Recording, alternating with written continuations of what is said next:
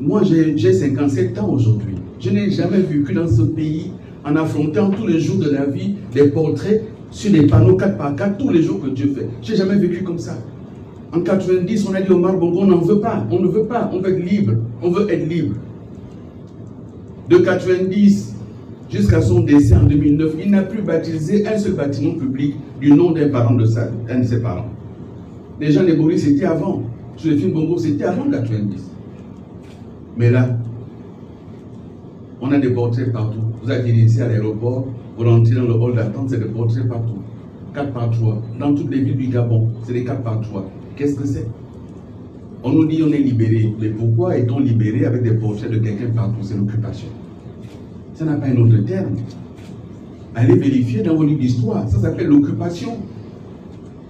Quand la France est libérée, puisqu'on fait des parallèles, quand la France est libérée, on enlève les portraits de Hitler, on enlève la croix gammée, on enlève de partout. Il n'y a plus aucun portrait. Quand De Gaulle devient président du Conseil, il n'a plus jamais porté l'uniforme dès qu'il a été décidé qu'il est président du Conseil. Comment peut-on libérer les gens avec les uniformes? Comment peut-on dire qu'on est libre avec les armes pointées sur la tempe? Comment est-ce qu'on est libre avec un couvre-feu? Ça fait plus d'un an que le couvre-feu dure. C'est une occupation, ce n'est pas une libération. Et donc maintenant, il faut construire une nouvelle société.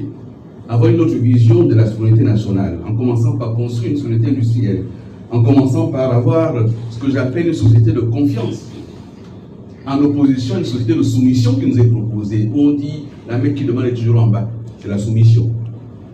On peut dire publiquement à un gouvernement, vous faites ce que je dis, sinon vous partez, c'est la soumission. Moi j'appelle une société de confiance.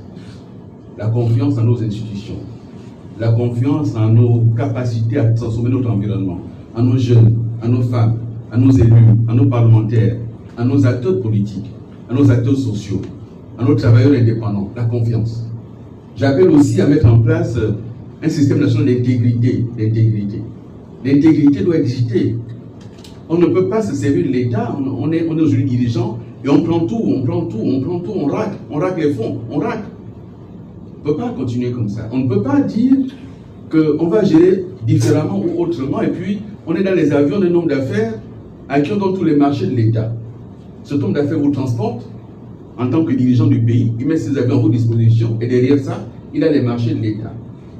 On dit qu'on veut la souveraineté industrielle du pays, économique du pays et derrière ça, on donne à un opérateur étranger les compagnies nationales, le transport maritime, sans qu'on ait fait d'appel d'offres, sans qu'on ait dit que cette compagnie était mise à prix, on doit la vendre. On ne l'a pas dit, on ne l'a pas évalué, mais on donne à quelqu'un. Vous vous souvenez de l'affaire Santulo? Peut-être qu'on a oublié. Mais je fais une petite digression sur l'affaire Santulo, j'en parle dans le livre. J'étais député à l'Assemblée nationale. Un ancien ministre d'État, Zachary Miboto, il était député, il siégeait pour le compte de l'UGDD. Quand le ministre Magouan Gambia vient à l'Assemblée nationale pour présenter les grands projets routiers qui allaient être réalisés avec M. Guido Santulo, Zachary Miboto à l'Assemblée nationale, il a interpellé le ministre. Et il lui a dit, j'ai été ministre des TP.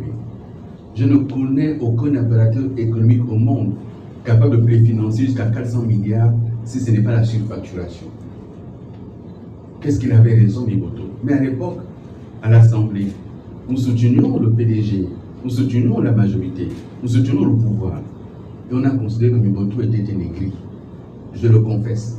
Et nous nous sommes trompés parce qu'à la fin, l'affaire Santulo, on la connaît aujourd'hui, l'affaire Santulo. Et là, on nous fait Santulo bis. On lui donne des travaux routiers à faire, sans les DP, sans évaluation, sans rien. 700 milliards de travaux routiers qui va préfinancer. Derrière ça, il y a des péages à faire. Mais quand avons-nous débattu de tout ça?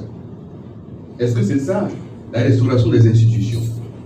On sort du projet qui a été présenté pour faire autre chose. Et donc, et maintenant, il y a ça. Et maintenant, il y a la vision que nous partageons pour notre pays. C'est la partie 3. Et puis, il y a toujours la conclusion. Mesdames et messieurs, au bout de tout ceci, il y a une lueur d'espérance. Au bout de tout ceci, il y a un projet collectif à bâtir. Au bout de tout ceci, il y a un projet alternatif à bâtir. Ce n'est pas perdu. Ça ne l'a pas été hier. Et mon étonnement aujourd'hui, c'est que ce qu'on nous a reproché, à nous qui étions en responsabilité, c'est reproduit puissance 10 sous nos yeux et on ne dit rien. On nous a dit, mais vous avez tout validé sans rien dire. Et ils ont eu raison de nous le dire. On aurait dû réagir publiquement. Nous avons réagi dans des cercles particuliers et convenus. Mais pourquoi ceux qui nous l'ont dit acceptent aujourd'hui un projet unique? Ils sont silencieux. Certains d'entre eux sont de mères étrangères ou de pères étrangers. Ils siègent au gouvernement. Ils adoptent un tel projet au gouvernement sous leurs yeux. Certains d'entre eux ont épousé une femme étrangère et ils savent que ce projet les exclut leurs enfants et petits-enfants. Ils acceptent ça sous leurs yeux. Qu'est-ce qui se passe dans ce pays pour que nous manquions tant de colonnes vertébrales? Je ne vais insulter personne, mais c'est une réalité. Il faut une colonne vertébrale. Pour dire ça, non, on n'accepte pas. Et personne ne mourra. Ça, on n'est pas d'accord. Et ceux qui ont conçu ce projet, j'ignore s'ils l'ont conçu en relation étroite avec celui pour lequel ils le conçoivent. Mais c'est un projet mortifère. C'est un projet qui nous met au banc de la communauté internationale. C'est un projet qui ruine tous nos engagements internationaux, en commençant par la CEAC. Nous avons ratifié, nous avons été un des premiers pays à ratifier le nouveau traité de la CEAC. Mais ce projet, s'il est validé, il viole le traité de la CEAC. Il viole les dispositions de l'Union africaine, notamment sur la question de la liberté, les droits de l'homme, les droits politiques, les élections.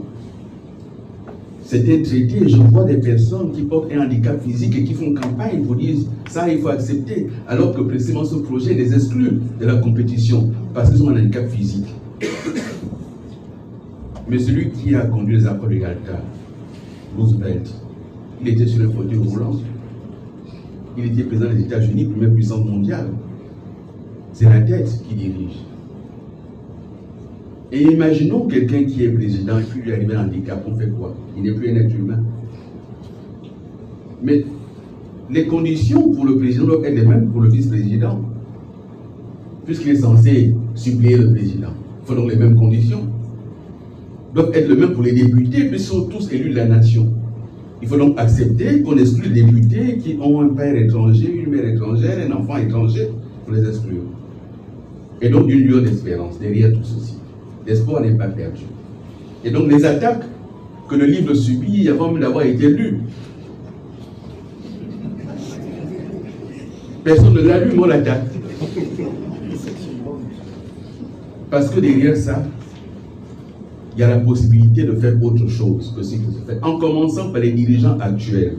Je le dis très clairement, il faut qu'ils changent leur manière de faire. Ça doit changer. Nous ne pouvons pas avoir subi les critiques des Gabonais pour des manières de faire. Et moins d'un an après, faire pire. Cousin, neveu, copain, coquin, consanguin. Les nominations au Conseil des ministres sont vues. On fait la carte des nominations, on voit les villages des uns des autres. L'avenir s'écrit au présent. C'est ce que je dis dans ce livre. Nous ne pouvons pas changer notre passé. Mais nous avons le devoir, dans l'instant présent, de préparer un meilleur avenir pour nous, pour nos enfants, pour nos petits-enfants. C'est un devoir. Et le livre se conclut par une dédicace ouverte aux dirigeants du CDI, en lui disant: monsieur, vous êtes un officier, un militaire, général. Un militaire est un homme d'honneur. Ce qui fait le militaire, c'est le respect de la parole donnée. Vous avez dit à l'issue de la transition, vous rendez le pouvoir au civil, respectez votre parole, rendez le pouvoir au civil. Ne devenez pas civil. C'est pas ce que vous avez dit. Vous avez dit que vous rendriez le pouvoir au civil, au terme d'une élection libre. Libre, ça veut dire ceux qui veulent compétissent. Une élection ouverte, une élection transparente, crédible. C'est un discours du 4 septembre 2023. Devant la nation, devant la communauté internationale, vous l'avez dit, respectez votre parole. C'est une obligation.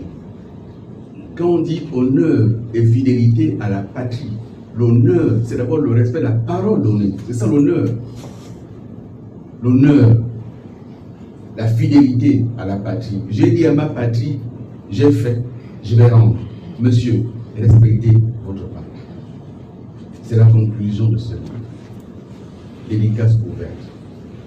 Mesdames, Messieurs, je suis à votre disposition pour vous.